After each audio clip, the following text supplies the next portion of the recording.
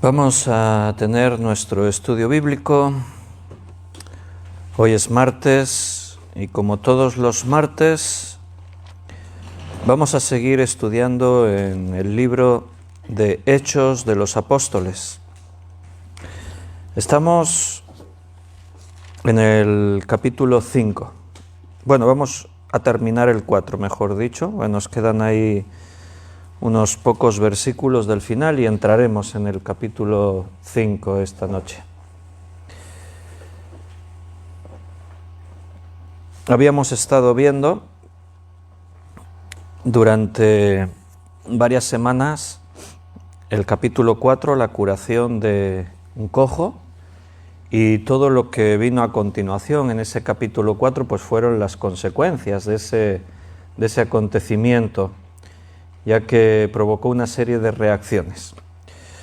Ahora llegamos al final de este capítulo 4 y comenzaremos el capítulo 5 con una historia muy conocida y que vamos a meditar algo más esta noche. Vamos a hacer una oración en primer lugar, así nos ponemos en las manos del Señor y comenzamos. Vamos a orar. Padre, gracias, estamos otra vez reunidos en tu nombre. Siempre, Señor, es un tiempo de confort, de reposo, de tranquilidad, reunirnos como hermanos, abrir tu palabra. Y es un tiempo especial de reposo y de paz porque el Espíritu Santo está en medio de nosotros y porque tu palabra nos habla. Sea lo que tú tengas que decirnos, estamos tranquilos porque siempre esa palabra es para nuestro bien, es para nosotros, para bendecirnos, por eso tú la traes a nuestra vida. Así que presentamos este tiempo delante de ti pidiéndote que tú tomes el control y que nos hables. Danos sabiduría para entender, para comprender lo que nos quieres decir a cada uno. Toca nuestros corazones para que realmente estemos dispuestos a escuchar, a hacer nuestra la palabra y a obedecerla. Bendice a cada uno de mis hermanos, los que están aquí y los que están en casa o desde algún lugar viendo este estudio bíblico. Tú eres nuestro Dios, esta es tu iglesia, así que estamos en tu voluntad. Guíanos. Te lo pedimos en el nombre de nuestro Señor Jesucristo. Amén. Bien, un saludo a los que están a través de internet. Sabéis que tenéis el chat del directo y podéis escribir si a veces hay alguna pregunta o algún comentario. Hay hermanos aquí, un grupo aquí en la iglesia, estamos reunidos y hay otros hermanos conectados. Germán ha escrito bendiciones a todos, dice Germán. Yoli y Gaby dice buenas tardes, Pastor Víctor y hermanos, la paz de Dios esté con vosotros. Juan Bermudo dice muchas bendiciones, mis queridos hermanos y hermanas. Juan está aquí también. Paco también dice buenas tardes, hermanos, bendiciones. Y Liliana desde Valmol dice buenas tardes. Bien, vamos a leer capítulo 4, versículo 32 al 37. Seguimos estudiando Hechos de los Apóstoles. Este pasaje se llama Todas las cosas en común. Y la multitud de los que habían creído era de un corazón y un alma, y ninguno decía ser suyo propio nada de lo que poseía, sino que tenían todas las cosas en común. Y con gran poder los apóstoles daban testimonio de la resurrección del Señor Jesús, y abundante gracia era sobre todos ellos. Así que no había entre ellos ningún necesitado, porque todos los que poseían heredades o casas las vendían y traían el precio de lo vendido, y lo ponían a los pies de los apóstoles, y se repartía a cada uno según su necesidad. Entonces José, a quien los apóstoles pusieron por sobrenombre Bernabé, que traducido es hijo de consolación, levita, natural de Chipre, como tenía una heredad, la vendió y trajo el precio y lo puso a los pies de los apóstoles. Todas las cosas en común, se titula este pasaje. Hasta ahora, lo que llevamos estudiado en el libro de Hechos de los Apóstoles nos ha hablado de cosas tremendas. Hemos visto cómo como vino el Espíritu Santo sobre cada creyente, hemos visto el resultado de esa predicación, miles de convertidos, sanidades.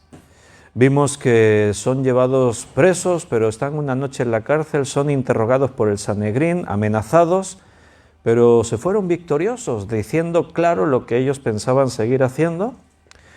Pero también hay otra cara de la moneda. La realidad es que también hay pobreza, se padece necesidad, hay acechanzas contra la Iglesia. La Iglesia es la obra de Dios y por lo tanto siempre está en guerra contra el diablo. Nuestra lucha es contra principados y potestades, no es en la carne.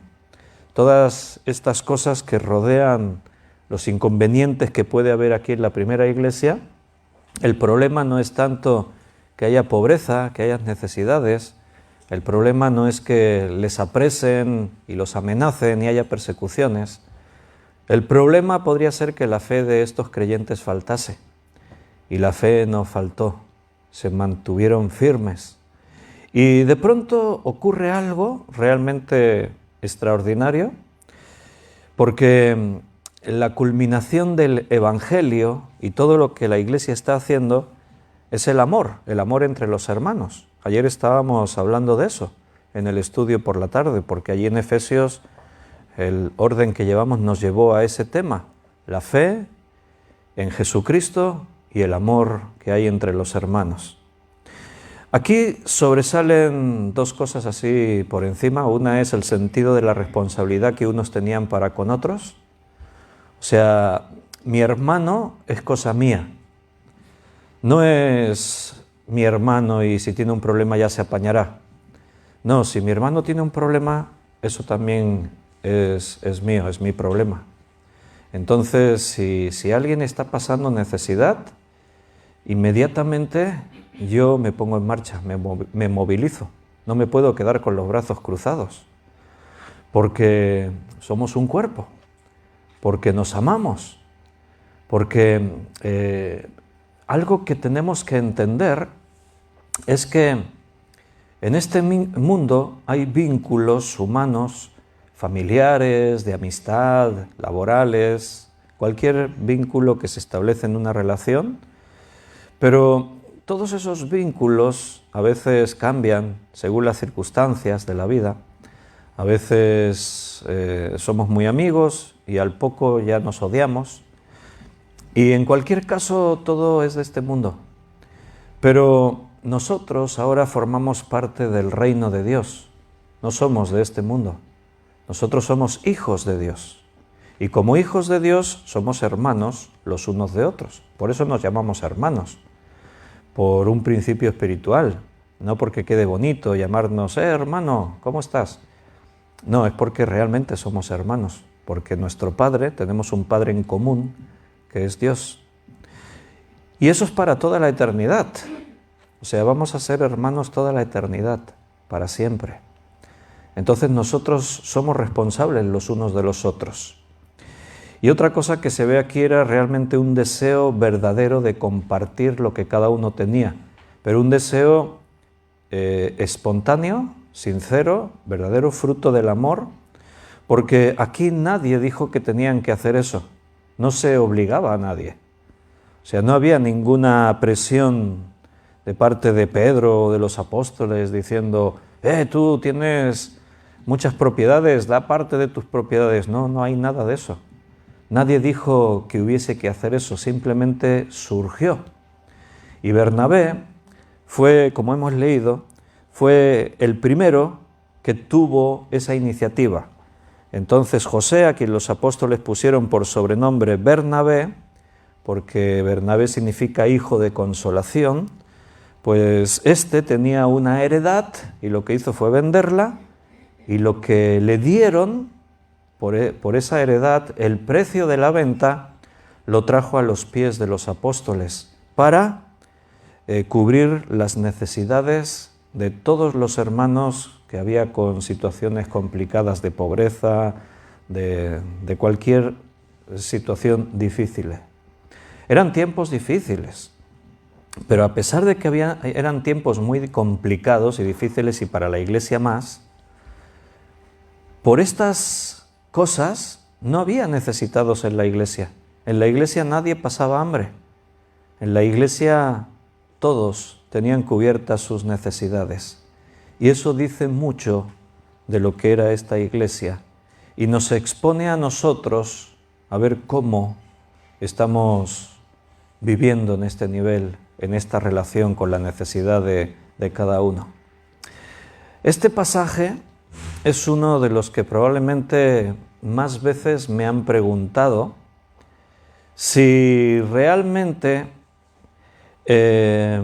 esto fue algo circunstancial o es algo que también tendríamos que hacer nosotros, porque algunos me han dicho, pero es que eso hoy en día es muy complicado hacerlo. Algún hermano pues se ha visto expuesto a decir, vaya, y tendríamos que hacer eso nosotros, ¿no? Porque esto es muy complicado, vender cosas, ponerlo todo en común. Dice que tenían todas las cosas en común. Bueno, me lo han preguntado muchas veces. ¿Por qué? Porque eso inquieta. Si realmente tuviésemos que hacer esto, pues algunos dirían es muy complejo, es un problema. Hay que entender también el pasaje. Por un lado dice que tenían todas las cosas en común, pero el todas las cosas en común es relativo, porque cada uno seguía teniendo su propia casa, sus propias responsabilidades, pero tenían las cosas en común, o sea, tu necesidad también es mía, por lo tanto lo tenemos en común. Si yo tengo abundancia, mi abundancia también es tuya, tenemos en común. Si yo tengo lo que tengo, eso también es tuyo. O sea, no es que de pronto perdieron todos sus títulos de propiedad y la Iglesia se enriqueció porque es la que tenía las escrituras de todas las casas. Y no, este texto a algunos apóstoles de este tiempo les gusta bastante, ¿no? Mira, traigan todo a los pies de los apóstoles, haced lo mismo vosotros. No, no se trata de eso. Tenemos responsabilidades, cada uno como familia, tenemos obligaciones, pero algo que no cambia es que somos un cuerpo y las necesidades de mi hermano son mis necesidades y yo no lo puedo ignorar, no puedo mirar hacia otro lado. Me tengo que implicar. Y implicar significa eso, implicar. No verlo desde lejos y ya haré una oración por ti. Las oraciones son fundamentales, imprescindibles. Necesitamos orar los unos por los otros, pero no basta con decir oraré por ti. Hay que arremangarse y hay que implicarse con las necesidades de los demás. Porque lo que yo tengo en realidad no es mío, es de Dios. Él me ha confiado una serie de bienes, inclusive mi tiempo, y yo tengo que saber administrar todo eso en función de las necesidades que hay en la Iglesia. Dice en el versículo 23 que y con gran poder los apóstoles daban testimonio de la resurrección del Señor Jesús y abundante gracia era sobre todos ellos. Quiero que te des cuenta de dos cosas. No faltaba la predicación nunca falta en la primera iglesia. Los apóstoles seguían predicando la palabra, daban testimonio de la resurrección de Jesús. La palabra se seguía predicando, además de seguir ayudando a los necesitados. Y dice que abundante gracia era sobre todos ellos. Según otras versiones, Dios habla hoy, Nueva Versión Internacional, etc. Dice, y Dios los bendecía mucho. La iglesia era bendecida. Los creyentes eran bendecidos, porque esto es un principio bíblico del Antiguo y del Nuevo Testamento. Cuando tú no pones tu corazón en las riquezas de este mundo, cuando para ti las posesiones son solamente circunstanciales, es lo que necesitamos para vivir, y teniendo lo básico estamos contentos con eso, y cuando tenemos ese amor que somos capaces de compartir, no de lo que nos sobra, sino de lo que tenemos, es un principio en la Escritura que Dios te bendice más. Si eres egoísta, si lo que tú tienes es tuyo y aún sobrándote no eres capaz de compartir, bueno, entonces arréglate con lo que tienes. Dios te deja, te administras tú, pues hala, adelante. Yo prefiero que me administre Dios. Y cuando nosotros somos capaces de demostrar que nuestro corazón no está en las riquezas de este mundo, que los tesoros que codiciamos, los que queremos realmente están en los cielos, no codiciamos las cosas de la tierra, entonces Dios trae bendición a nuestra vida. Dice, Dios los bendecía mucho, dice en ese versículo 33. Y la predicación no faltaba, estaba ahí presente. Este Bernabé, vemos que lo hizo por iniciativa, como tenía una heredad, la vendió y trajo el precio y lo puso a los pies de los apóstoles. ¿Qué sabemos de Bernabé, de este Bernabé? Bueno, pues sabemos bastantes cosas. La verdad es que hay bastante información. Aquí en Hechos se nos habla bastante de él y en algunas cartas de Pablo también aparece. Por ejemplo, aquí en Hechos capítulo 9, versículo 27, en Hechos 9, 27 dice, entonces Bernabé, tomándole, lo trajo a los apóstoles y les contó cómo Saulo había visto en el camino al Señor, el cual le había hablado, y cómo en Damasco había hablado valerosamente en el nombre de Jesús. Bueno, no sé si sabíais esto, pero Bernabé fue uno de los maestros de Pablo. Alguno dice, ¿ah, sí? Yo sabía que era compañero suyo de misiones, pero Saulo se convirtió en el camino a Damasco, se le aparece Jesús, y Bernabé fue uno de los que le ayudaron, le acompañaron, lo presentó a los hermanos y por lo tanto fue uno de sus maestros. Pablo necesitó maestros. Aunque él se sabía todo el Antiguo Testamento de memoria, pero ahora era nuevo en Cristo y necesitaba aprender. Nosotros leemos en Hechos 8 de su conversión a Cristo. Aquí lo vemos que cuando los creyentes supieron que Saulo de Tarso estaba con un hermano por ahí y se asustaron. Y cuando oyeron Saulo de Tarso viene, recibidle, se escandalizaban. Porque la fama de Saulo era terrorífica para los cristianos. Si miras un poco más atrás, el 23, pasados unos días, los judíos resolvieron en consejo matarle, pero sus acechanzas llegaron al conocimiento de Saulo y ellos guardaban las puertas de día y de noche para matarle. Entonces los discípulos, tomándole de noche, le bajaron por el muro, descolgándole en una canasta, y cuando llegó a Jerusalén trataba de juntarse con los discípulos, pero todos le tenían miedo, no creyendo que fuese discípulo. Vaya, ahora Saulo se encuentra sin amigos, solo. Los judíos y los que habían sido sus amigos ya no lo son, porque de pronto se sienten traicionados por Pablo. Se ha pasado de bando. Y los creyentes tampoco quieren saber nada de Saulo, porque este tipo era despiadado con los creyentes, no tenía compasión de ellos, los perseguía donde estuviesen. Y tenían miedo de recibirle. Y se queda ahí Saulo, ¿y ahora qué hago? ¿Dónde voy? Bernabé, tomándole, lo trajo a los apóstoles y entonces les contó lo que había ocurrido. Así que sabemos esto de Bernabé, que fue uno de los que ayudaron a Pablo, a Saulo, seguro que le enseñó, porque entre que Pablo se convierte hasta que empieza un ministerio así activo, de irse de misionero, eso pasa mínimo 7 años. Aunque era Saulo, necesitó aprender, porque era un bebé en Cristo y necesitó ser discipulado como cualquier otro creyente. En el capítulo 11, también de Hechos, versículo 22 al 26, acerca de Bernabé también se nos dice, 11:22, Llegó la noticia de estas cosas a oídos de la iglesia que estaba en Jerusalén y enviaron a Bernabé que fuese a Antioquía. Este, cuando llegó y vio la gracia de Dios, se regocijó y exhortó a todos a que con propósito de corazón permaneciesen fieles al Señor, porque era varón bueno y lleno del Espíritu Santo y de fe. Y una gran multitud fue agregada al Señor.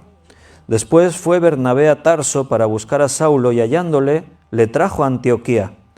Y se congregaron allí todo un año con la iglesia y enseñaron a mucha gente y a los discípulos que se les llamó cristianos por primera vez en Antioquía. Bueno, vemos más cosas de Bernabé. Lo vemos que, ejercía un liderazgo en la iglesia. Aquí se reconoce que era un hombre bueno, dice, y lleno del Espíritu Santo y de fe. Y lo vemos que la iglesia lo enviaba a veces para donde había necesidades, donde necesitaban ser discipulados hermanos, donde había que atender algo, ahí enviaban a Bernabé. O sea, era un hombre de confianza, capacitado, un hombre realmente muy útil en las manos del Señor en la iglesia. Y vemos que esa relación que antes yo os decía con Saulo, de haber sido como un maestro para él, discipularle, porque dice que antes de venir a Antioquía pasó y recogió a Pablo y lo trajo con él. Saulo, vente conmigo. Pablo, vente conmigo. A practicar. Y Pablo ya lo vemos ahí enseñando también en la iglesia junto con Bernabé.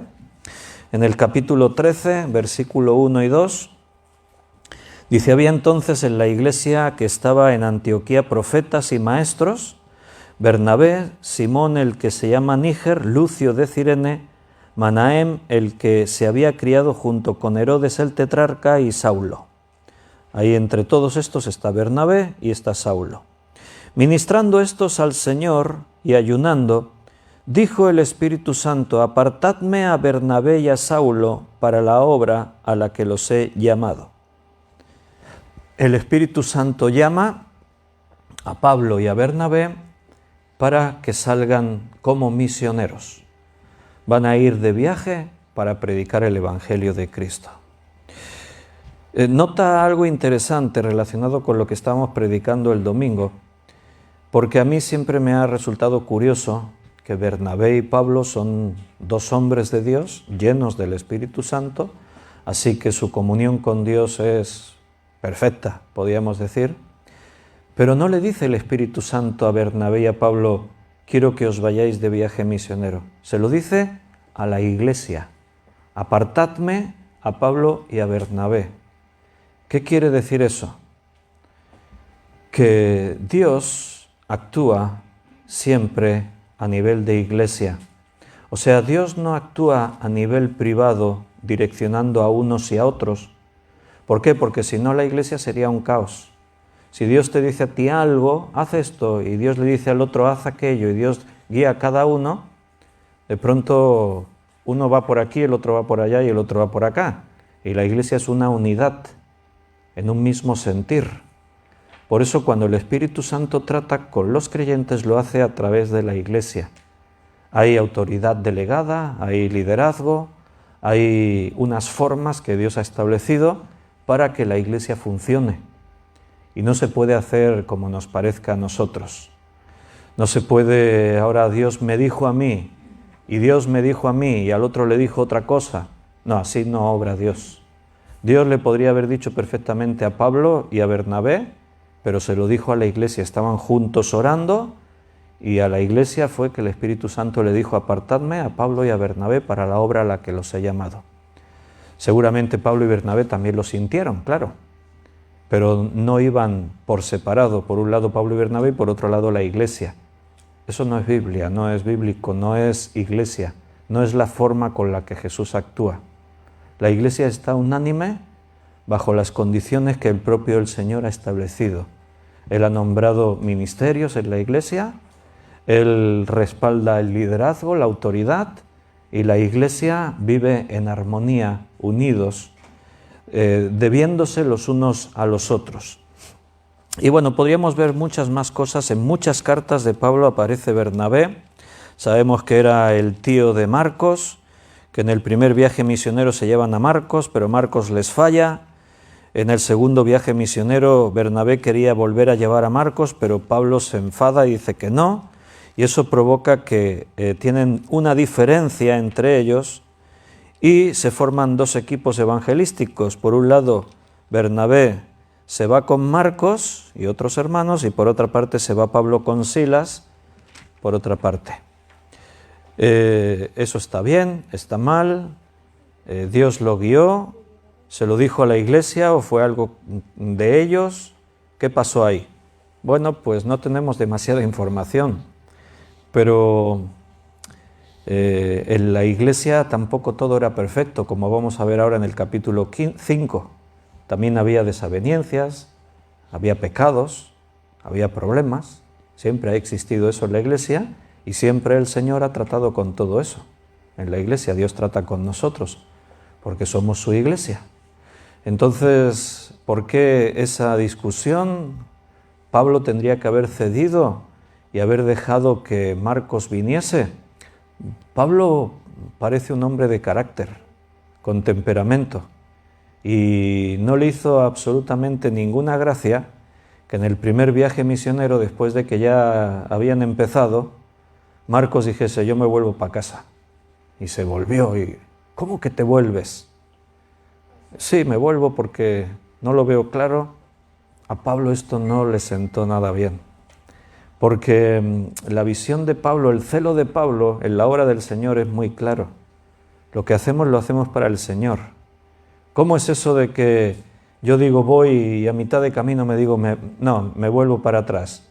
Otro hermano podía haber estado ahí y su plaza ahora queda vacía. Y Pablo eso no lo entendía. Por eso se enfadó realmente, y creo que su enfado era justificado, porque Marcos le faltaba visión, fe, carácter, llenura del Espíritu Santo, no sé. Pero sin duda Marcos no estaba preparado. Ignoramos mucho de eso, pero... Ahora, después vemos más adelante que cuando Marcos cambia, madura y ve las cosas de otra forma, Pablo no tiene ningún inconveniente, o sea, se la dejó guardada, no le guardaba rencor, no. En alguna de sus cartas él habla de Marcos y dice que lo traigan y cuenta con Marcos para el servicio. Así que podían equivocarse, podían pasar momentos que había que aprender cosas, pero como estaban en el Señor y estaban unidos, los problemas se superaban. Cuando estamos en las manos del Señor, los problemas se superan. Solo un versículo más acerca de Bernabé, en Gálatas 2:13. Y en su simulación participaban también los otros judíos, de tal manera que aún Bernabé fue también arrastrado por la hipocresía de ellos. Bernabé también fallaba.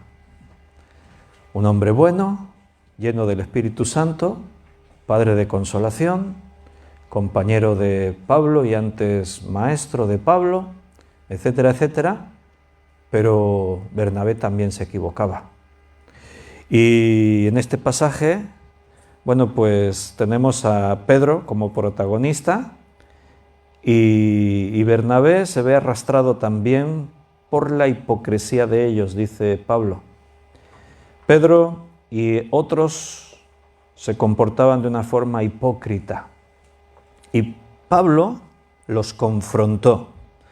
Dice versículo 11, pero cuando Pedro vino a Antioquía, le resistí cara a cara porque era de condenar. Pues antes que viniesen algunos de parte de Jacobo, comía con los gentiles. Pero después que vinieron, se retraía y se apartaba, porque tenía miedo de los de la circuncisión. Y en su simulación participaban también otros judíos, de tal manera que aún Bernabé fue también arrastrado por la hipocresía de ellos. Esto a Pablo le chocó.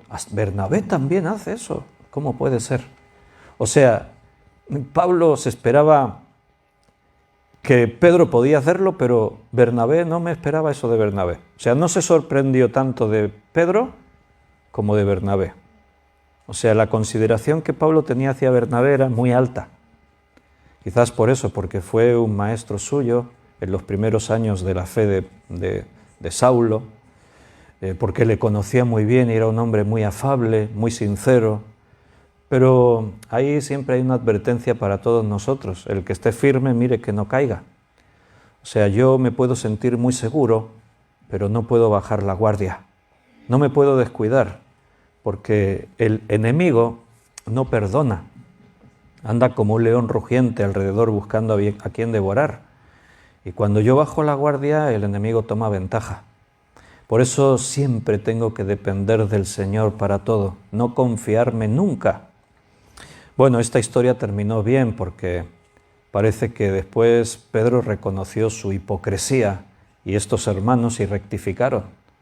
De ahí que cuando Pedro escribe sus cartas, en una de ellas menciona a Pablo y parece que no hay rencor, no hay nada guardado entre ellos. Eran hijos de Dios, y cuando somos hijos de Dios, cuando somos iglesia, los problemas se resuelven. Ningún problema entre hermanos es suficientemente grande, ninguno, para que la iglesia se rompa, para que la iglesia se divida. Cuando escuchamos de divisiones de iglesias, cuando escuchamos de hermanos que abandonan la iglesia, bueno, realmente eso es algo muy triste y no es de Dios. El Espíritu Santo jamás llevará a los miembros de una iglesia a participar de eso. A veces el salir de una iglesia o cambiar algo en una iglesia es inevitable, pero si hay voluntad por todas las partes, siempre habría solución, siempre. Ahora, es distinto cuando... Si yo estoy en una iglesia, a veces hay hermanos que me preguntan, ahora por internet algunos nos preguntaron, pastor, en la iglesia en la que estoy practican esto, hacen esto. Y cuando nos informamos y vimos la iglesia, bueno, vimos que es una iglesia de estas extrañas, doctrinas raras. Y entonces, evidentemente, si un hermano me pide consejo, pues... le digo, busca una iglesia con sana doctrina, busca una iglesia donde se predique el Evangelio y la palabra de Dios, y no iglesias de estas que tienen la Biblia como excusa, pero no siguen la verdad de la palabra. Bien, vamos a entrar en el capítulo 5. Teniendo en mente y en el corazón este testimonio de la iglesia, que ante la necesidad de cualquier hermano la iglesia se volcaba. No estaban obligados a hacerlo, pero lo hacían porque el fruto del amor es ese. Y eso nos lleva al siguiente caso que ahora tenemos en el capítulo 5, el caso de un matrimonio que sabemos que se llamaban Ananías y Zafira. Vamos a leerlo, porque está relacionado con lo que estamos viendo, con lo anterior. Pero cierto hombre llamado Ananías, con Zafira su mujer, vendió una heredad, y sustrajo del precio, sabiéndolo también su mujer, y trayendo solo una parte la puso a los pies de los apóstoles, y dijo Pedro, Ananías, ¿por qué llenó Satanás tu corazón para que mintieses al Espíritu Santo y sustrajeses del precio de la heredad? Reteniéndola, ¿no se te quedaba a ti? Y vendida, ¿no estaba en tu poder? ¿Por qué pusiste esto en tu corazón? No has mentido a los hombres, sino a Dios. Al oír Ananías estas palabras, cayó y expiró, y vino un gran temor sobre todos los que lo oyeron. Y levantándose los jóvenes, lo envolvieron, y sacándolo, lo sepultaron. Pasado un lapso como de 3 horas, sucedió que entró su mujer, no sabiendo lo que había acontecido. Entonces Pedro le dijo, dime, ¿vendisteis en tanto la heredad? Y ella dijo, sí, en tanto. Y Pedro le dijo, ¿por qué convinisteis en tentar al Espíritu del Señor? He aquí a la puerta los pies de los que han sepultado a tu marido, y te sacarán a ti. Al instante ella cayó a los pies de él y expiró. Y cuando entraron los jóvenes la hallaron muerta, y la sacaron y la sepultaron junto a su marido.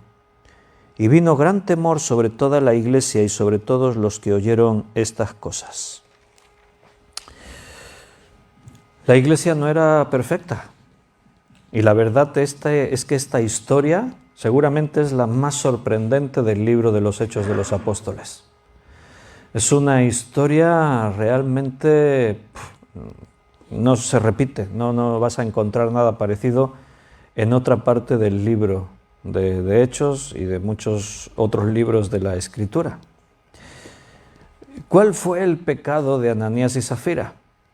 ¿Qué es lo que hicieron tan grave como para que ambos muriesen en ese día, con pocas horas de diferencia el uno con el otro? ¿Qué es lo que ocurrió ahí? Y entonces leyendo vemos que el pecado en realidad fue mentira, la mentira. Mintieron. Ellos vendieron una heredad. Parece que lo de Bernabé se contagió. Y lo que hizo Bernabé de vender su propiedad y traer el dinero a los pies de los apóstoles, otros creyentes siguieron el ejemplo.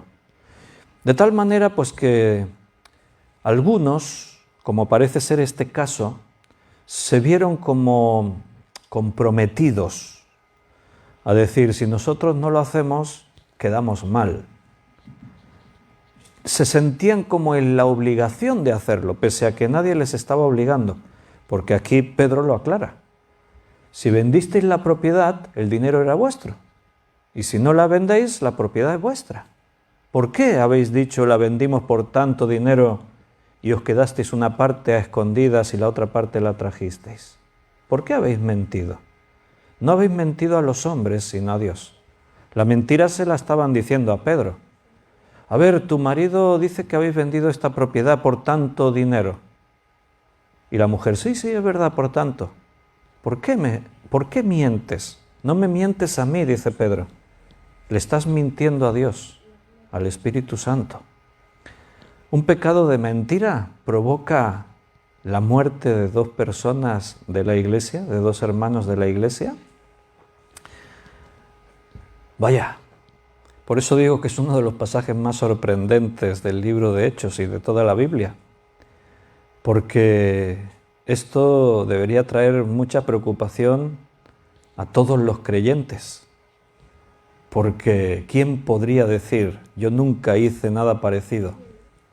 Claro, no hablamos del mismo caso, vender una heredad, hablamos de falsedad, hablamos de dar una imagen falsa, de querer aparentar lo que no somos, de decir algo y que no sea totalmente cierto. Esto trajo gran temor sobre toda la iglesia. ¿Por qué? Porque los creyentes abrieron los ojos, y creo que muchos los abrieron, reflexionando y pensando, vaya, cuidado, porque la iglesia no es cualquier cosa. La iglesia no es algo que yo puedo utilizar como a mí me conviene, que yo puedo jugar como puedo hacer en mi trabajo, como puedo hacer con mis amigos o como puedo hacer en el mundo, que tengo mis chanchullos y hago mis trampas y puedo decir verdades a medias. De pronto los creyentes se quedaron muy impresionados porque el Señor les estaba enseñando algo. La iglesia es algo santo y no se puede manejar así de cualquier forma. Más que mentir es el menosprecio a la iglesia. Más que decir una mentira, bueno, sí, mira, lo vendimos por 50.000 y en realidad la habían vendido por 100.000. Lo hemos vendido por 50.000, aquí está todo lo que nos dieron por la heredad. No era solamente el hecho de la mentira, era el menosprecio a la iglesia, al orden establecido por Dios, al liderazgo. Ellos pensaban que a Pedro lo podían engañar. Pedro era un hombre, a los hombres se nos puede engañar fácilmente. Yo te puedo dar una imagen mía falsa y tú te lo puedes creer y te estoy engañando. Entonces era más que decir una mentira, era menospreciar la iglesia de Cristo. Y si yo menosprecio la iglesia de Cristo, estoy pisoteando todo lo que Cristo ha hecho por su iglesia, desde su muerte en la cruz a todo lo que Él está haciendo todos los días en medio de nosotros. no puedo perder de vista que la Iglesia es algo santo. La Iglesia le pertenece a Jesús. Creo que todos tenemos que aprender en esto, pero creo que hay muchos hermanos cristianos por todas partes que no han entendido este principio. Piensan que la Iglesia es algo más. De las muchas cosas que tenemos en nuestra vida, hemos incorporado la Iglesia. Y nos debemos a la Iglesia, bueno, según a mí me interese, según yo lo vea. Cuando me interesa participo, cuando no participo, cuando me parece colaboro y si no, no colaboro. Tenemos la Iglesia como una especie de club social en el que me he inscrito, pero no me quiero comprometer mucho. Es como cuando te invitan a que te apuntes a no sé qué y tú preguntas, ¿pero esto qué implica? ¿Qué obligaciones hay? Y te dicen, pues mira, esto. Dices, no me interesa, yo no me puedo comprometer a eso. En la Iglesia muchos son miembros, pero bajo esas condiciones. Soy miembro, pero no me puedo comprometer a más de lo que yo vea que pueda. Entonces, cada uno establece sus límites. Somos miembros, hermanos unos de otros, hijos de Dios, todos tenemos el mismo espíritu, hemos sido bautizados en la misma agua, todos hemos sido santificados y limpiados por la sangre de Cristo, pero yo establezco mis límites, tú estableces los tuyos, el otro establece los suyos, yo digo hasta aquí cuenta conmigo, más de esto no cuentes conmigo, yo cuando pueda ya hago, cuando no hago. Si las cosas se hacen como a mí me parece, entonces sí, cuenta. Si no me gusta cómo se hacen, conmigo no cuentes. ¿Qué es la Iglesia para muchos de los que forman parte de la Iglesia? La Iglesia es algo santo. Y yo más de una vez he pensado que quizás de tanto en tanto tendría que pasar algo como lo de Ananías y Zafira, para que los creyentes abran los ojos y digan, cuidado, que no estamos tratando con cosas de hombres, que esto es algo en lo que Dios interviene. Esto es algo que le pertenece a Dios. Porque yo la pregunta que tengo es, ¿los cristianos mienten? ¿Un hijo de Dios puede mentir? Ananías y Zafira, ese fue su pecado. La mentira, falsedad, menosprecio. Cuando se miente, pues se suele hacer eso. Cuando tú le mientes a alguien, lo estás menospreciando. Estás tratándolo pues de una forma irrespetuosa. Y pregunto, ¿los cristianos, los hombres y mujeres de Dios mienten? ¿Qué pensáis, sí o no? Y los de internet, si quieren, pueden contestar también.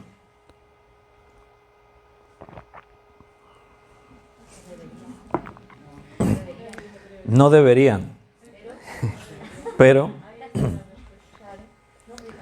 o sea, a la pregunta, ¿los cristianos y los hijos de Dios mienten? La respuesta que me habéis dado es sí, mienten. Porque el no deberían, pero quiere decir que podemos fallar y fallamos. No nos podemos conformar en eso. Si yo soy consciente de que no soy transparente 100% en algo, evidentemente tengo que cambiar eso. No puedo ser negligente en eso. Puedo a lo mejor ser negligente en algunas cosas, en ninguna debería, pero en esto, en la de ser hipócrita, en la de ser falso, en la de andar así tratando de aparentar lo que no soy, el engañar a mis hermanos que me rodean, eso lo tenemos que desterrar, no puede ser, porque la Iglesia es santa. No intento que nos sirva de consuelo, pero quiero recordarte que los grandes hombres de Dios en la historia mintieron. Abraham mintió. David mintió. Y así podríamos ir viendo una lista bastante larga. Quiere decir que somos vulnerables a caer en eso. Es muy fácil caer en eso. Es muy fácil mentir. Esa es la realidad. Y bajo una situación de miedo, de depresión, como le pasa a Abraham, cuando van hacia Egipto y tiene miedo y le dice a su mujer, vamos a decir que eres mi hermana, o en el caso de David, David mintió. Es fácil mentir. A veces es la salida. Estás ante una circunstancia, yo me imagino a Ananías y Zafira, oye, que todos los hermanos están vendiendo sus propiedades. Yo quiero entender que no es que vendían su casa, que como dice ahí, Bernabé tenía una heredad. Eran esas heredades, esas fincas, esos bienes que tú tienes y a veces dices, yo puedo prescindir de esto. Todos están y nosotros tenemos la finca de la playa, que vamos una vez al año, podíamos prescindir de ella. ¿La vendemos? Sí, pero es que nos costó tanto comprarla. O sea, intento que tengamos empatía con Ananías y Zafira, porque lo más fácil es juzgarles. Pero acabamos de reconocer que, cuidado que los creyentes igual a veces también fallamos en cosas de esas. Y yo os digo, mira, hasta Abraham y David y otros fallaron en eso. Es que nos costó tanto ganar el dinero y comprarla y ahora venderla y así sin más perdemos nuestra propiedad. Y tenemos responsabilidades. Y nos iría muy bien ese dinero para esto. Pero es que todos los hermanos están haciendo, oye, y tuvieron ahí la brillante idea, ¿no? ¿Qué te parece si no hace falta que digamos cuánto nos han pagado por la heredad? Si nos pagan 80, vamos a decir que nos han dado 40, así nos quedamos con 40 nosotros, traemos 40 a la iglesia y estamos bendiciendo a los hermanos, pero no nos quedamos sin nada. Si ellos hubiesen hecho eso, hubiesen dicho la verdad, no había ningún problema. Es lo que Pedro les dice. El problema es que quisieron aparentar para quedar bien, para compararse con otros, dijeron la mentira. Y eso es lo que provocó las consecuencias. Benito. Sí. Las consecuencias, por ejemplo, de ese pecado fue eso, ¿no? Que murieron. Pero yo tengo una pregunta, ¿se condenaron? Bueno, esa es una pregunta que se han hecho muchos también. ¿Fueron salvos Ananías y Zafira? Bueno, pues la respuesta es muy fácil. ¿Qué esperáis que responda? Es muy fácil la respuesta. La respuesta es, no lo sabemos. Solo Dios lo sabe. Porque si tú me preguntas que si uno de vosotros se muere esta noche será salvo, te voy a responder lo mismo. No lo sé. Yo creo que sí, espero que sí. Pero solamente Dios conoce el corazón de cada uno. Yo sé que hay muchos que están en las iglesias y a mí muchos me han engañado.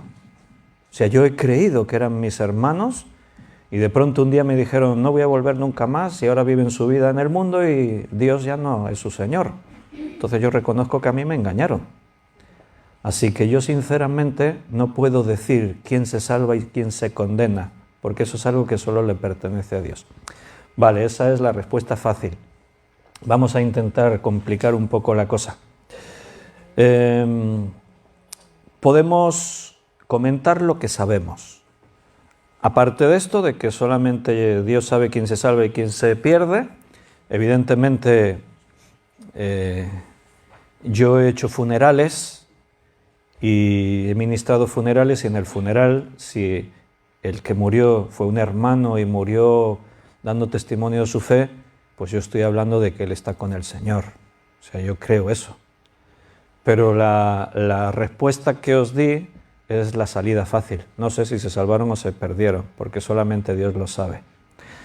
Si me dices, ¿se salvó Pedro? ¿Pablo? Hombre, yo te digo, hombre, pues sí, claro. Pero ya no es por mi opinión, porque la Biblia da testimonio de eso. Es la Biblia la que dice estos eran hijos de Dios. Entonces no hay duda en ese sentido. ¿Se perdió Judas? Probablemente sí, se condenó. ¿Por qué? Porque lo dice la Biblia, no es mi opinión. La Biblia habla de Judas como el hijo de perdición. Entonces posiblemente entendemos que se perdió. Cuando yo veo vuestro testimonio, yo doy por sentado que sois salvos, por sus frutos los conoceréis. Cierto que algunos me han engañado y yo me lo creía y después un día resultó que no. Pero eso no me tiene que llevar a dudar de todos los demás. Bien, dicho esto, la pregunta es, ¿su pecado es motivo de condenación? Hemos dicho que un cristiano sí puede mentir y puede pecar. Pedro dice en su primera carta de Juan que estas cosas os he escrito para que no pequéis, pero si alguno peca, abogado tenemos para con el Padre a Jesucristo. O sea que el mismo Juan, he dicho antes Juan en su primera carta dice esto. Si Juan está diciendo que es posible que pequemos, también va a decir que no podemos practicar el pecado. El que practica el pecado no es hijo de Dios. Una cosa es practicar y otra cosa es pecar por accidente. Pero pecar pecamos todos. También Juan dice que si alguno dice que no tiene pecado es un mentiroso. O sea, todos pecamos, todos fallamos. Entonces, ¿el pecado de Ananías y Zafira era un pecado como para que se condenasen? Bueno, esto nos lleva a ir complicando un poco aquí el tema, porque si Ananías y Zafira eran hijos de Dios y habían sido salvos por creer en Jesucristo como su Salvador personal, la salvación no se pierde. Un pecado, por decir una mentira, no te condena si tú eres hijo de Dios. Aquí algunos han sugerido que Ananías y Zafira no eran creyentes, eran unos falsos cristianos en la iglesia, y por eso ocurrió todo esto. Pero la verdad es que no podemos afirmar esto al 100% porque nos faltaría información para poder decir que eso era así. Aquí Pedro no les dice, si hubiese sido así, quizás lo natural es que Pedro hubiese dicho algo referente a que vosotros no erais de la iglesia y habéis... No, veo a Pedro tratando con unos hermanos que han caído en un pecado. ¿Por qué dejasteis que Satanás llenase vuestro corazón? Y Pedro incluso podía hablar por experiencia, porque un día Jesús le dijo a Pedro, apártate de mí, Satanás, porque me eres de tropiezo. O sea que Pedro sabía de qué hablaba. No hay nada en el pasaje que podamos llegar a afirmar con total conocimiento de que Ananías y Zafira no fueran cristianos. Por lo tanto, si eran creyentes, bueno, pues... La pregunta, ¿se salvaron? Sí, claro, porque lo que te salva no son tus obras, lo que te salva es tu fe en Cristo. Si tú has creído que Jesucristo es tu Salvador, eres salvo. Y si peco, sigue siendo salvo. Por eso hemos citado que abogado tenemos para con el Padre, a Jesucristo. Ahora bien, eso nos lleva a otro tema, el tema de que el pecado trae consecuencias. El hecho de que Ananías y Zafira mueren físicamente, pero eso no tiene que ver con que se condenen o no. Lo que aquí pasó fue una consecuencia directa de su pecado. El pecado trae consecuencias directas sobre nosotros. Si yo peco, aunque me parezca a mí que es un pecado pequeño, ese pecado trae maldición a mi vida. Por eso Dios, ahora que soy hijo, no quiere que viva en esa maldición. Dios me quiere librar en eso. En 1 de Pedro 5:8 es ese versículo que antes os cité, que el diablo anda como león rugiente alrededor nuestro mirando a quién devorar. Si tú te descuidas, no pierdes tu salvación, pero el diablo te va a dar, vas a ser golpeado. El pecado va a traer maldición a tu vida. ¿Y la muerte puede provocar el pecado? Sí, claro que sí. El pecado también provoca la muerte física. Hemos mencionado antes a David. David mintió, sí, mintió e hizo más cosas. Adulteró, asesinó, mintió, se comportó como un falso, un hipócrita, despiadado, pero se arrepintió y Dios lo perdonó. Todo arreglado. Bueno, sí y no. Dios lo perdonó y David volvió a tener paz con Dios. Pero David sufrió en sus carnes las consecuencias de su pecado. ¿Y de qué manera? Mira, el hijo que concibió Betsabé y él, ese hijo murió nada más nacer. Eso fue un golpe durísimo ya para David, consecuencia de su pecado. Y después toda su familia y su historia estuvo, siempre maldita por un montón de circunstancias. La hija de David, Tamar, fue violada por su hermanastro Amnón. Amnón decía que estaba súper enamoradísimo de su hermanastra. Dice que ni comía ni dormía, estaba desesperado de tanto amor que tenía por su hermanastra.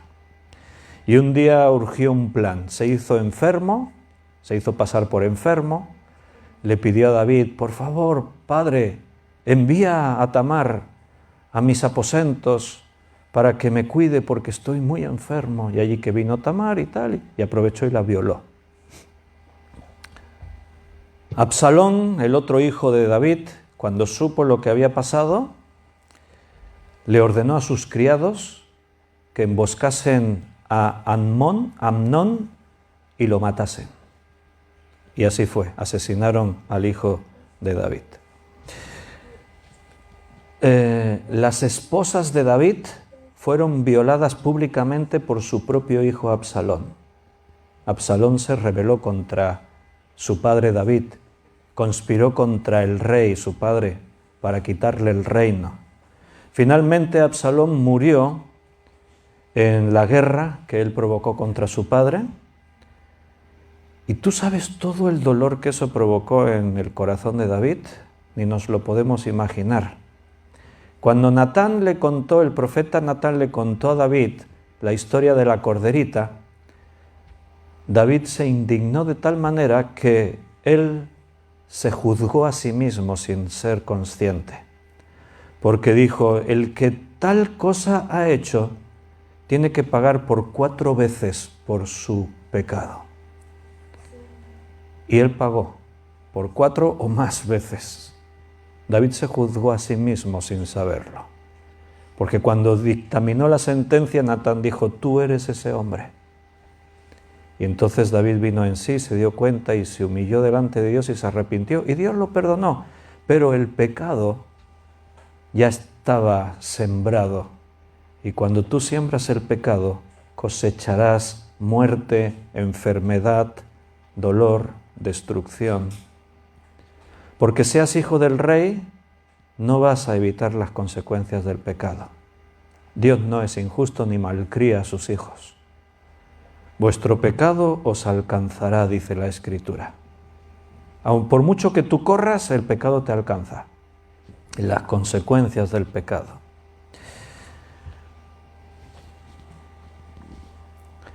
¿Por qué murieron Ananías y Zafira? Bueno, porque el pecado trae consecuencias en sí mismo y porque esto tenía que ser un hecho notable para toda la Iglesia. La Iglesia tenía que darse cuenta que lo que tenemos entre manos es algo divino, es santo, y no lo podemos manejar como a nosotros nos parezca. Pero, ¿por qué les tocó a ellos? ¿Fueron los únicos que murieron por causa de su pecado? Bueno, la familia de David no murió, hasta que le tocó.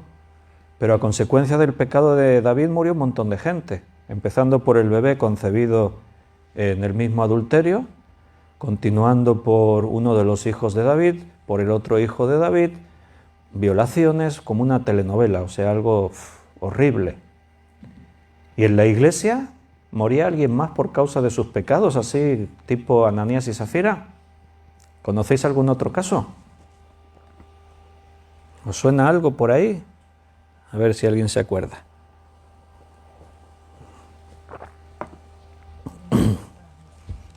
A ver, vamos a leer en 1 Corintios capítulo 11, versículo 30.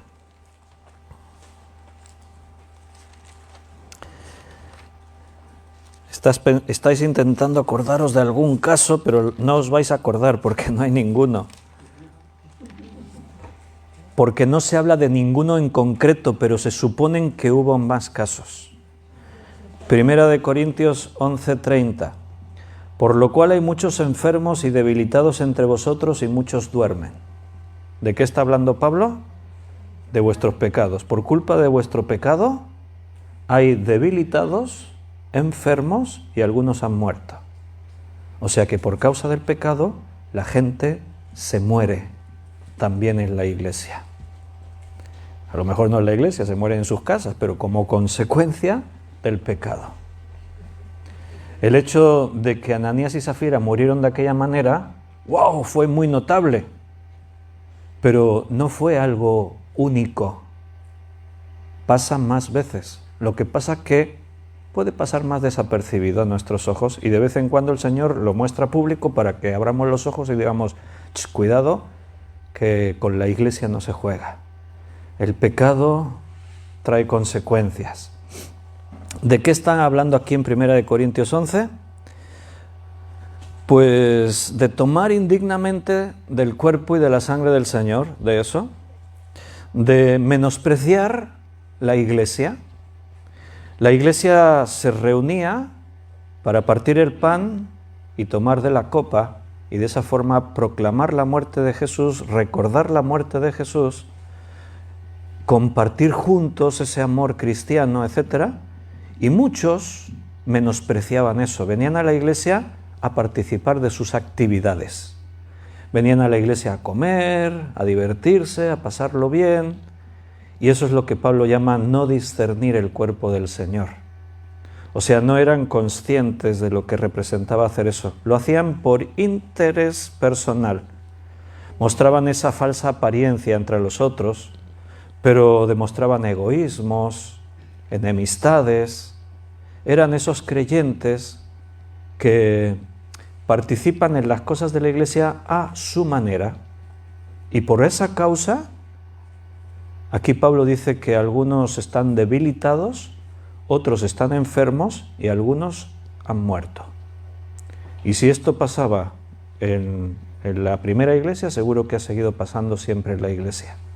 Porque el pecado siempre trae consecuencias. Y los hijos de Dios que forman parte de una iglesia tienen que tratar a la iglesia como la esposa de Cristo que es. ¿Tú crees que a la esposa de Cristo se la puede tratar como una fulana? ¿Manosearla? ¿Insultarla o menospreciarla? Es la esposa de Cristo, quiere decir es santa. Y hay mucha gente que forman parte de la iglesia, son miembros de la iglesia, pero tratan la iglesia como un hobby, un pasatiempos, una actividad más en sus vidas. Bueno, cada uno, allá cada uno con su forma de entender las cosas. Somos libres, Dios te permite que te comportes como quieras, pero que sepas que el pecado puede provocar enfermedad, debilidad, muerte. De hecho, es curioso que las palabras que aparecen ahí en el griego, por ejemplo, cuando dice debilitados, en realidad la palabra debilitados se tendría que haber traducido por enfermos, porque la palabra griega es arrostos, que significa enfermo. Y en cambio, cuando dice algunos enfermos, la palabra enfermos, la palabra griega es atsenes, que significa sin fuerza, frágil, débil. O sea, es como que el traductor, Reina Valera, confundió las dos palabras, porque atsenes tendría que haber puesto debilitados, y enfermos, y debilitados es arrostos, enfermo. Y duermen es la palabra griega koimao, que significa morir, fallecer. O sea, no es que estaban dormidos ahí, roncando. No, es que se habían muerto. Esa es la palabra koimao. Algunos han muerto. ¿Por qué? Por venir a la iglesia a comer sin esperar a los otros creyentes. Por tomar el pan y la copa sin estar pensando realmente que esto es el recordatorio de que Cristo murió por nuestros pecados. Bueno, pues sí, claro. El pecado trae consecuencias. Mira, es un tema complejo y profundo, porque el que conoce la verdad y peca tiene más culpa que el que no la conoce. Jesús, refiriéndose a su tierra donde quiso hacer milagros y no pudo porque no tenían fe, y en otra ocasión en un lugar que hace muchos milagros y la gente tampoco cree, y en una ocasión Jesús dijo así: si en Sodoma si hubiesen hecho los milagros que se hicieron aquí, habrían creído. Y vosotros habéis visto las señales, se os ha predicado y no habéis creído, tenéis más culpa que pudo tener Sodoma y Gomorra. Cuando tú tienes conocimiento de la verdad, tienes más culpa. Cuando tú eres parte de una iglesia y conoces la Biblia y estás escuchando la palabra de Dios, yo a veces, realmente te lo digo con todo mi corazón, yo a veces me voy preocupadísimo después de un domingo en un culto cuando el Señor nos habla en la predicación y yo pienso, vaya, el Señor nos está hablando de una forma muy especial. Pero yo como pastor a veces conozco la vida de este y pienso, wow, hoy el Señor a mí me ha hablado, pero sin duda a este le ha hablado más. Bueno, yo creo que voy a ver un cambio en sus vidas porque Dios les está diciendo de una forma muy clara. Pero después veo que siguen en las mismas. Veo que siguen en su hipocresía, en su negligencia, en su menosprecio, en su actitud. Y yo pienso, vaya, Señor, ten misericordia de nosotros. Porque algunos no están entendiendo. Pero a veces, ¿sabes lo que tengo que hacer? A veces el Señor dice, apártate, no te pongas en mi camino, porque Dios trata contigo, conmigo también. Y yo como pastor no puedo ser un estorbo delante de Dios. Yo no me puedo meter a veces entre lo que Dios quiera tratar contigo, yo me tengo que quedar ahí aparte. Dios ya trata conmigo también. Yo tengo la obligación de compartirte la palabra que Dios me dijo que te comparta. Es curioso porque esta mañana, este estudio yo lo estuve terminando de acabar anoche. Anoche ya a la 1:00 cerca de las 2, yo estaba acabando este estudio.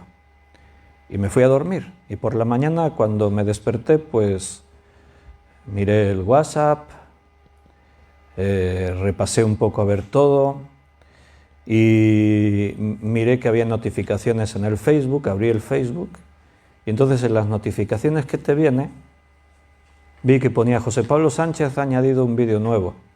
Normalmente no me paro a ver vídeos porque hay un montón de notificaciones ahí de fulanito ha añadido una historia nueva, no sé quién, y paso porque si tienes que leerlo todo. Pero esta mañana me dio por José Pablo Sánchez ha añadido un vídeo nuevo y me dio por abrirlo y lo abrí. Y ahí estaba José Pablo, se fue a pasear por el campo y estaba parado ahí con unas vistas y dijo, tengo una breve meditación, es sobre Hechos 5, sobre el caso de Ananías y Zafira. Y yo digo, mira por dónde, vaya, casualidad. Hacía unas pocas horas que estaba terminando este estudio, Ananías y Zafira, porque nos tocaba, no lo escogí yo, tocaba hoy. Y esas casualidades, para mí no lo son. A mí me pasa así, o sea, realmente sé que Dios nos habla, sin duda, Dios nos habla. A veces estoy en una circunstancia determinada y un hermano del País Vasco que hace no sé cuánto que no sé de él, me envía un versículo por WhatsApp. Y el versículo me está respondiendo lo que necesitaba escuchar. O sea, Dios nos habla, porque su palabra es viva. Y aunque te sepas media Biblia de memoria, el Señor sigue diciéndote cosas todos los días. Así que, en su paciencia, Dios sigue hablándonos. Sigue diciendo, mi iglesia es santa, tú formas parte de mi iglesia. no la trates de cualquier manera. Tenemos una responsabilidad los unos con los otros. La pasión de unos como Bernabé a veces dejan expuestos a otros como Ananías y Zafira. Tú tienes que ir a tu ritmo, no intentes compararte con nadie. Lo que yo hago contra la iglesia lo estoy haciendo contra Dios. La murmuración contra el pastor es contra Dios. A mí me sabe muy mal hablar de eso. La predicación del domingo a mí no me gusta. Cuando yo tengo que decir a los hermanos, hermanos, tenéis que obedecer a los pastores, porque a mí no me gusta mandar. Pero yo tengo una responsabilidad delante de Dios. Y tengo que tomar decisiones. Y tengo que decirle a la iglesia, la palabra de Dios dice, y no puedo evitarlo. Si alguno de vosotros tenéis vocación de pastor, pedirle al Señor que os ponga de pastor, y si a mí me da la baja, os estaré eternamente agradecidos. No miréis para otro lado, no. Bueno, Dios sabe, Dios es el que pone y es el que quita, y el pecado fue contra Dios, la iglesia es de Cristo, todo lo que ocurre en la iglesia tiene que ver con Dios. ¿Eres consciente de eso? ¿Eres consciente de lo que haces y no haces en la iglesia? ¿Tienes conciencia de que es Dios quien está edificando esto? ¿Que la iglesia le pertenece a Cristo porque Él la compró con su sangre preciosa? ¿Que la iglesia funciona como Él quiere porque Él ha constituido los ministerios, porque el Espíritu Santo es el que opera en la iglesia? Pedro no era perfecto, porque acabamos de citar que en un momento dado se comportó de condenar, dice Pablo. Y era de condenar lo que hacía Pedro.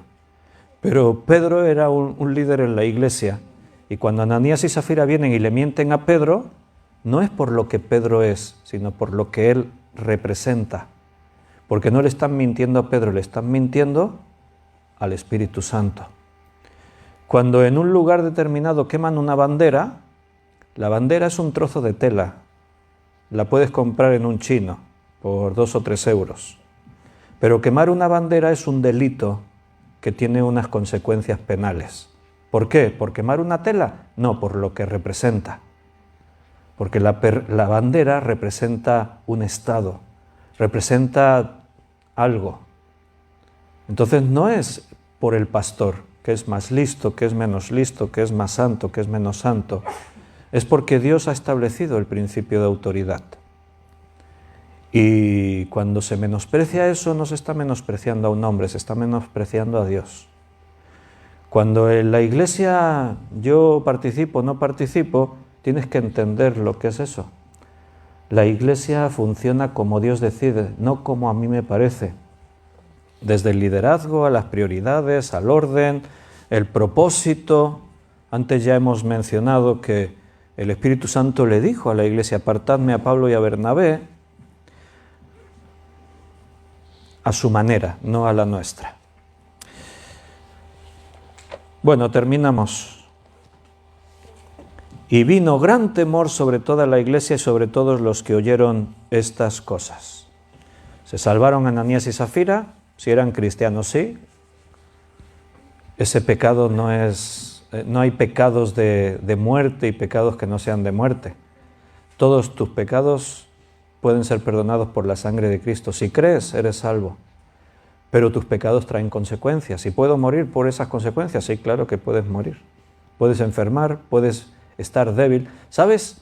No lo he mencionado, pero esa palabra, absenes, enfermos, que habla sin fuerza, frágil, débil, tiene doble aplicación en el griego. Habla de debilidad física, pero también de debilidad moral. O sea, las consecuencias del pecado, porque si dice enfermos, ya no tendría por qué decir debilitados. Ahí hay un sentido. O sea, cuando tú pecas, te vuelves más débil moralmente hablando, o sea que vas a estar más vulnerable a seguir pecando. ¿Entiendes? El pecado trae esa consecuencia. Te hace más esclavo del pecado todavía. Dios quiere librarte de esa maldición. Por eso la Escritura dice que si somos hijos de Dios, si hemos sido liberados, ya no tenemos por qué seguir en la esclavitud del pecado. Dios quiere librarte de todo eso. Muy bien, tenemos que terminar porque se nos ha hecho la hora, así que lo vamos a dejar aquí por hoy. Y si Dios quiere, el martes próximo seguiremos estudiando Hechos. Mañana es miércoles, déjame que os recuerde que el estudio mañana será 7:30, es media hora antes, porque tenemos sesión doble. A las 7:30 tendremos estudio de Apocalipsis y a las 9 tenemos en sus marcas listos crezcan. Lazos de familia, vamos a seguir hablando de temas personales, de familia, etcétera, etcétera. Así que mañana a las 9 por Zoom compartiremos los enlaces, cualquiera puede entrar. Me despido de los de internet, los que estamos aquí en el local vamos a tener un tiempo para orar. Que Dios os bendiga, los que estáis en casa.